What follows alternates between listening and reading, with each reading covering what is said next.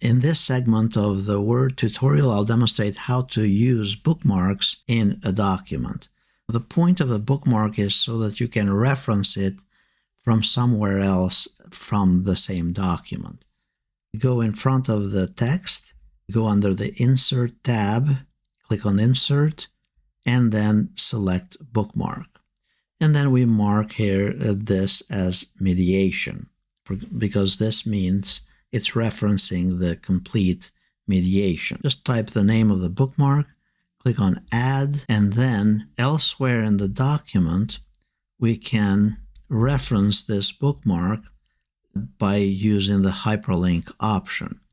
Let's say we want the general observations, and here click on Link, and then click on this document, click on Bookmarks, and then select the option for mediation.